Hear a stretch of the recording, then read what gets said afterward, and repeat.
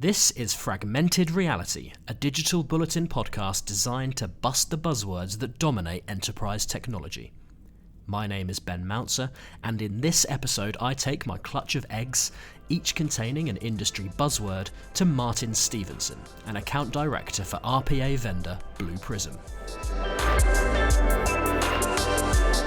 Okay, Martin, thanks for joining us. Do you want to crack open your first digital transformation egg and see what buzzword awaits you? First egg of the morning. Let's see. I'm going to go for mellow yellow and see what's in there.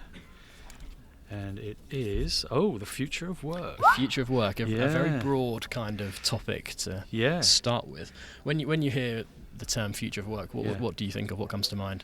What comes to mind is my kids and what life will look like for them, and it's a very important topic. Just last year at Blue Prism World, one of the keynote speakers was a professor from I think the London School of Economics, where she talked about the future of work and what it meant, and referenced the book. She'd written a book called The 100-Year Life, and the reality in that is that we need to be thinking about the careers and the plans that we make in a much more unstructured way. So when I talk about the future of work, we talk about looking at your career changes. So actually planning career changes rather than just having to deal with it if it happens to you.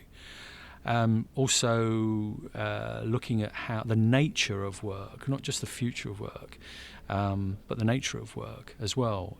Looking at how technology is an integral part already of what we do, but how that's going to change and make all sorts of other possibilities, available to people as they plot their career, or careers. And that's the way we've got to look at it. Is build in the time for the things that are important to you. Live your life, and enjoy your life and invest in your life. And things have changed so much since 30 years ago, and they will probably change completely over the next 10, 20, 30 years as well. So fascinating subject, really exciting. As a parent, huge responsibility on my shoulders and my wife's shoulders to educate our kids and encourage our kids to do what they think is right for them, and be open to multiple careers, I think, and life events. Yeah. So, Where do you think we are on that journey? Because is it fair to say at the moment that we're at kind of a crossroads where you've got some of the older generation who are used to the more traditional 9-to-5 kind of working structure, as it were, and then you've got the incoming generation who want to be able to work remotely, to work mobile. Yeah. Do you think we're at that sort of crossing point now? I think we've crossed it. Yeah, I do. My youngest son, started his first job 4 weeks ago. Graduated and now started his first job, and in week 2 he's working from home. And for him that's just normal. For his employer that's just normal. It's about getting the work done, being able to break his day up. If he has another commitment during the day, be able to fulfill that, and then come back to his work and deal with the tasks and the responsibilities he has in a much more flexible way. So I think we have, and certainly for the people that are now in I think they're called millennials, but now in the workforce, and also those that are coming through.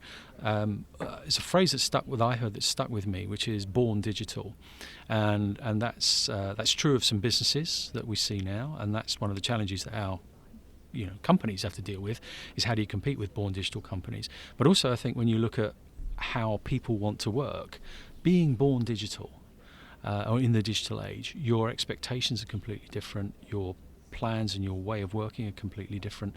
Your structures, hierarchical structure is probably a thing of the past. It's much more about teams and about informal networks and pick-up networks, as it were, of people to get things done. Working with people outside of your own company, collaboration, joint ventures, that kind of thing. Very different. But I think we've gone past that point. It's now, if you like, just part of the fabric of work that we're dealing with now. So yeah, I think we're through it. Really good. Well covered that topic, I think. Should we move on to another egg? Yeah, sure. Okay, should we stay with yellow? Yeah, okay, it's up to you. Okay. Get the yellows cleared. Let's clear the yellows. So we're going to talk about chatbot. Chatbot. Okay. This is always an interesting one. As a customer, as a consumer, do you use chatbots? Do you enjoy using them? Do you find them a satisfactory way to get what you want? Yeah, I do. Yeah, and it's probably when I'm trying to contact a company I'm transacting with or trying to get support from, if it's my telco or my bank or any kind of provider of service, I'm quite happy to use the chatbot first, because more often than not my inquiry or request is simple. And I understand the technology and how it works. So I know I can just give it the simple instructions, and more often than not, it will come back and say, "Okay, here's the answer." When it can't, then it will pass me to an agent. So it's a very efficient way of filtering, I think, the conversations, and for me personally, I'm very pro chatbot, because I feel like I'm getting to the point much quicker. Mm-hmm. And when I do need to speak to an agent, a specialist, then I get there. So I think it's a good thing. It's a technology. I think it's a small cog in a big wheel in terms of how you make a client interaction more productive. So they're here to stay. I think they'll get more intelligent. Well, I know they'll get more intelligent because we're doing a lot of work with these things. It won't be long before it's normal for us to just talk to the computer, or the chatbot, and get what we need in natural language. So yeah, it's just going to continue to evolve, and at some point it'll just drop out because we won't need to use that kind of technology. It'll become, if you like, static technology that's no longer relevant. So yeah, here for now. You've obviously got a lot of interest in this particular, but in terms of the wider public and their sort of perception and their relationships with this technology, obviously it's quite new to some people. Do you think there's work to do in that area? You're right, and human nature is we are social beings, and we feel most comfortable when we're having a direct conversation, either face to face or over the phone. And I guess for a lot of people, having a machine interface instead of a human interface can be a little bit, or maybe they don't trust it, or maybe they've got concerns about, is it the long way round rather than the short route? There's a lot of education I think we need to go through. Maybe when we get into the natural language element of it, it'll be demystified, and people will know they're talking to a computer or a robot or whatever, but they'll be comfortable with it. You mentioned that they will get more intelligent as time goes on. Can you give us a bit of an insight into the technology development that where we're at with chatbots technologically at the moment, and where do you think we're going to go? Yeah, so chatbots today pretty much follow a script, and there will be a bit of AI built in there to take kind of unstructured information and turn it into structured data. And that's a kind of low-level AI. We're going to get more depth from that, so you're going to get things like sentiment analysis coming through the chatbot, whether it be someone typing something in capital letters showing they're angry, versus through to, if you've got the conversational piece going, someone shouting and that kind of thing. So we'll get the AI and machine learning will get more sophisticated and more developed, and over time you can imagine a point not too far in the future where the chatbot will almost have empathy, certainly a degree of empathy. There'll always be, it might cover 80% of situations, but I think that's the next step, is that empathic AI to help the chatbot be more useful, friendlier, and easier to communicate with. Excellent. Yeah. I hope there's not one that's going to be designed to host a podcast, but I could never rule that kind of thing out. No, absolutely. Hopefully that'll be past my retirement age. Maybe a podcast between two chatbots. There you go. Well, I think people would actually listen to that. That would be compelling. Anyway, that'd be fun. Right, we've got 4 eggs left. Two green. What do you call that? Green or turquoise? Let's go with the blue. Blue. Yeah. Okay. Robotics. Okay. So Martin's from Blue Prism, so this is obviously your area. That's right. That's what we do. So do you want to talk first of all a bit about that, I guess, and what robotics means to Blue Prism? How would Blue Prism define robotics? Sure. Okay. Well, first of all, robotics is a broad area, and when people talk about robotics, they imagine everything from, the big machines with arms that build cars, through to little machines that run around your living room hoovering up, through to what we do, which is robotics software. Okay, and the whole point about what we do is that there are tasks that people have to carry out that are the same repetitive tasks day in, day out. They're essential. They're not, you can't avoid these tasks in a business context. You have to do these things, but they are boring, repetitive, and really not making the human happy, in their job. And not what humans are very good at is communication, empathy, decision making, understanding, all of those things that make us human. What we're not good at is looking at a screen, seeing some figures in a field, copying and pasting, or even rekeying that into another field, into another system, and doing all that kind of stuff, but doing it at high speed, day in, day out. We're not good at it. So what we do, and we, as you correctly said, we invented robotic process automation. We're a UK company, by the way, so it was invented here in the UK. I'm interested in the term robotic because obviously this is software essentially. It's absolutely software. Where does the sort of robotic definition come into it? It's basically the... is it the tasks? The tasks and the monotonous repetition of the task, and that being a kind of robotic, let's call it robotic with a small r, that robotic behavior where the human is not adding any value, they're actually detracting value because they make mistakes, and it's not good for anybody, not good for the company, not good for the individual. So the reason that this is now mainstream and at the core of the technology strategies for all businesses, big and small, but especially the big ones. The reason it's at the core is we have a shrinking workforce. We talked earlier about the future of work. People have got choices.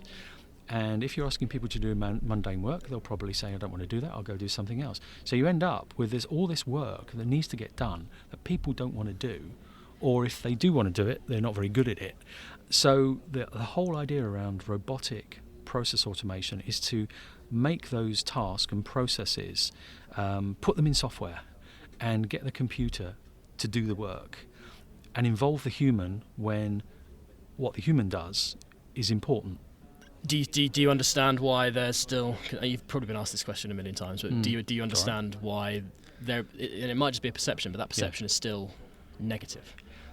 There is, because in the early days of automation, robotic process automation, the business case was usually predicated on staff reduction, which is very negative because people fear for their jobs and so on and so forth.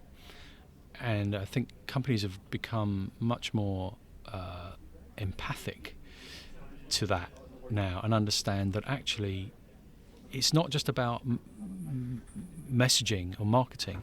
It's actually the truth that you can give people better jobs. I had an example from one of our clients, an online retailer based in the northwest of England, and they talked about people in their finance department helping to eliminate their jobs, but actually creating new jobs.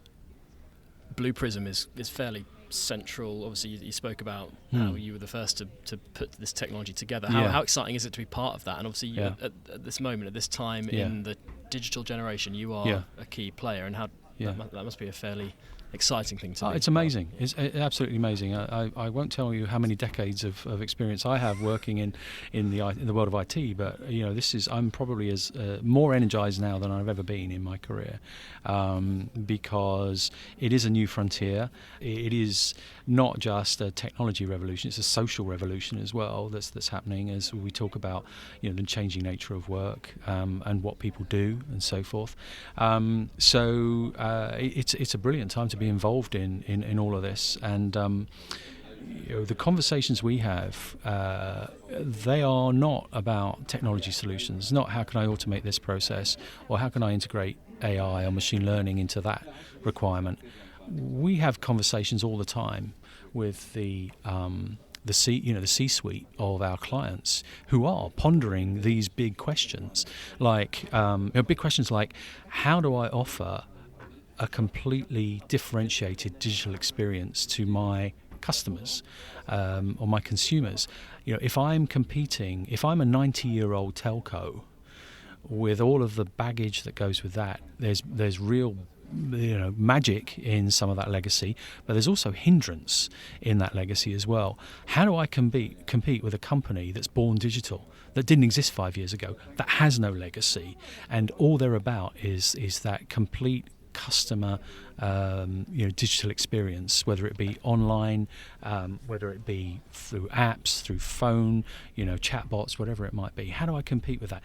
Those are those are the questions we get involved in much more than the technology questions, and that is so exciting because we're helping the CEOs and the CFOs and the CMOs and the chief people officers and so forth in big corporations figure out how they should put their strategy together and how they should execute their strategy.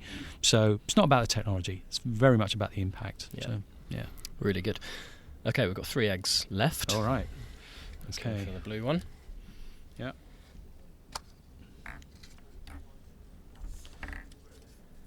Customer centricity. Okay, you kind of touched on it there and hinted at the role that the customer has now. And what does that term mean to you, and how prevalent do you think strategies based on that kind of focus are in business today?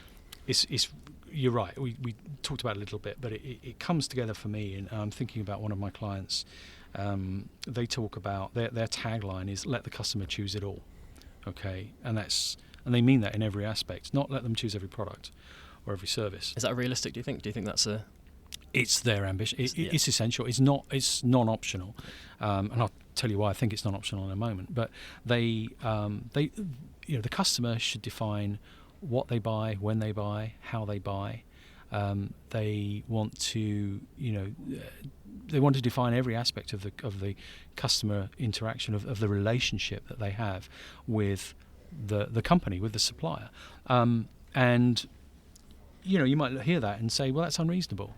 But no, it's not unreasonable. It's reality. Because if you think about these born digital companies, Uber, Netflix, Rakuten, companies like that, Amazon, it's very much almost a customized customer experience that you have if you take product and services from those companies, and they're looking not just to serve your needs, but they're looking to influence your needs and in some cases drive your needs and provide you with things that you didn't think were possible. So the tables have turned completely. So it's not a question of should I, could I, it's a question of how do I pivot my business, to use a horrible phrase. How do I pivot my business to let the customer choose it all? And I think that's the reality of born digital business. The world that we're in now, and will continue to be the battleground for the next 5 years. How much of a challenge do you think that ambition is, especially for the bigger corporations who have come from a completely different place? It's easy for the small agile companies to pivot completely to the needs of the customer. Yeah. No, it's massively difficult for the larger corporations, but they have, if you like, the legacy is both a blessing and a curse for the large corporations. It's a curse because sometimes if you need to change your business, you might have business processes that are very large scale that work across your businesses, or they might be siloed in particular aspects of your business, and that can be a bit of a weight around your neck, and you might look at that and say, we just can't do it. Maybe we outsource that part of the business, but that's not the right answer. With the technology that we're talking about here, with robotic process automation, with AI, machine learning, chatbots, all of the different aspects of technology, with data science that we have now, we talk a lot about freeing the entrepreneur in the big company. I'm fascinated about this whole customer conversation, because it seems to have happened fairly quickly, in the context of history. But do you think we as consumers now expect too much? Do you think we have too much control over, is it a healthy thing for us to, have what we want all of the time? Yeah, it's a good question. It's good, there's a saying that has always stuck with me, and it is even more true now, and it's the Henry Ford quote, or it might be misquote, but there's a quote. So Henry Ford said, "If I'd have done what my customers told me they wanted, I would have built faster horses." So that's a great quote. And it's true. We do need to have. Customer doesn't always know exactly what the art of the possible is. I think it'll be really interesting to see how this trend develops over the next half a century, definitely. Yeah, okay, absolutely. right, we have 2 eggs left. All right. The rest have hatched and are successfully growing into... Was it an easy one or a hard one?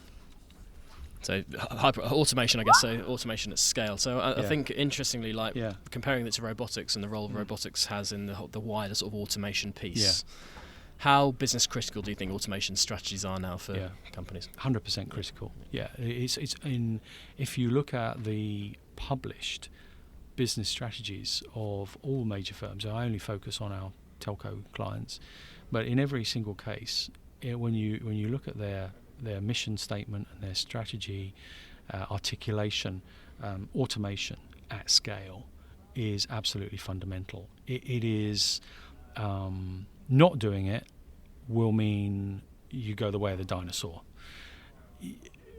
Doing it in the best way possible could mean you steal a march on your competition. Then you think about, who's my competition?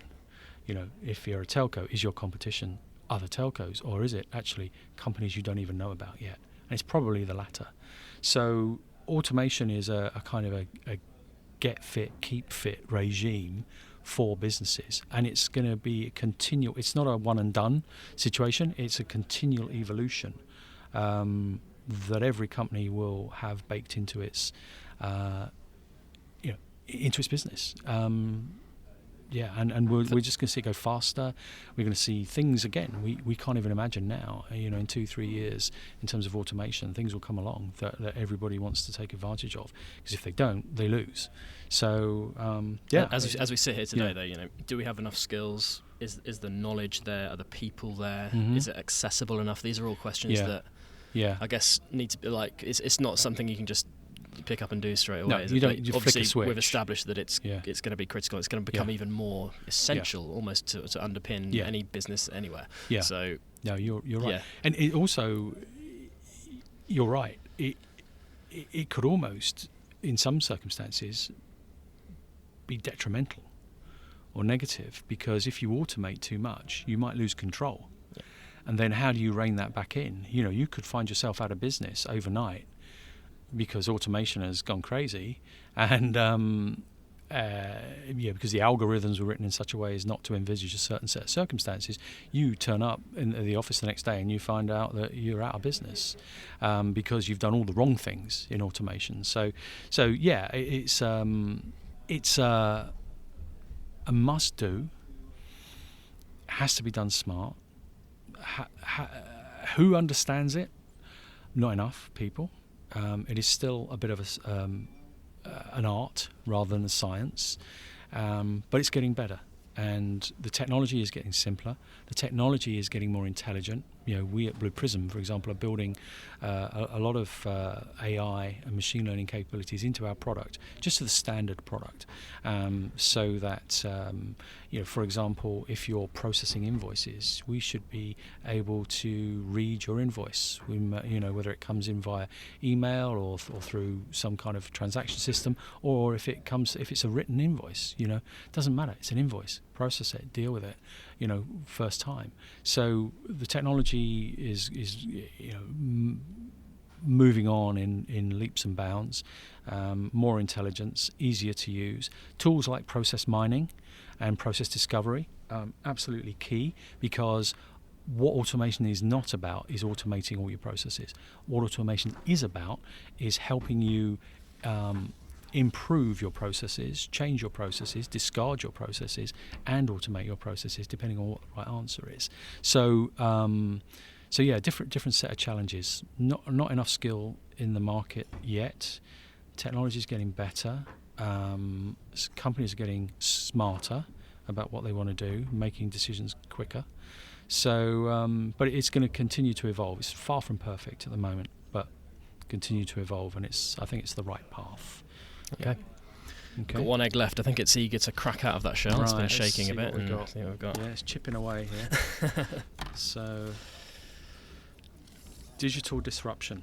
Right. This is probably my favourite, actually, because I love to know what people think when they hear digital disruption, because I certainly know what I think, and it's sort of mixed feelings about it, really. What do you think? Wow, what do I think about digital disruption? I don't really think anything about digital disruption. No. It's just a fact of life that life is digital now. Not life will become digital or is becoming. It is. If you think about the way we communicate. If you walk around streets in any city, everyone's got their head down on their phone, and they're through social media or WhatsApp or whatever, everyone's communicating in that way. It's almost startling when you actually have a conversation with someone, So we are living in a digital world. The way we consume is digital. If I think about my home, and the stuff that's going on in my home, it's all digital. I need to make a car journey. I tell I use my app and say start the car up because it's cold outside. Stuff like that. It's just normal. And in business, do you think in business it's a term that is maybe overused, maybe misused as well sometimes? Yeah, I think you're right. I think it is misused. I think it represents. It's a kind of a catch-all phrase for lots of different elements. I again, going back to this whole born digital thing, I think if we just accept that the world is now completely different, or you see the world through a different perspective, and that is that everything is digital. 5 years ago we recorded things on the TV, or we rushed home for a football match, because it was live. That's no longer relevant. You watch on demand. Through whichever device suits you, your TV, your phone, your tablet, or whatever it might be. Streaming is now, mainstream. You don't download things necessarily, except for really good podcasts. But a lot of stuff is know any of those. No. But streaming again. It's we are in the midst of a digital revolution. Most definitely. Do you think the snappy phrase of digital disruption, do you think that will sort of fade out as digital becomes more normal and it becomes just who we are, what we do? I think it's gone. Yeah, I do. Yeah. I do genuinely. Maybe not to the man in the street, or the woman in the street, but I think certainly in business, it is now just business as usual. If you don't have a head of digital, if you don't have a strategy for digital that is sponsored at the C-suite, then actually you're just dying a slow death. And most of the companies that I work with, I know of, do have those things. They have a high focus on it, and the CEO thinks about the world of digital. It's not a technology; it's just a business factor. So, yeah. Excellent. Well, Martin, thank you very much for your insights. All the eggs are cracked. You have to make an omelette, you have to crack a few eggs, and I hope the omelette is something that our listeners have enjoyed today. So yeah, let's hope so. I'm going to keep that analogy running. Thanks very much for your insights, Martin. You're welcome. Cheers, Ben. Thanks.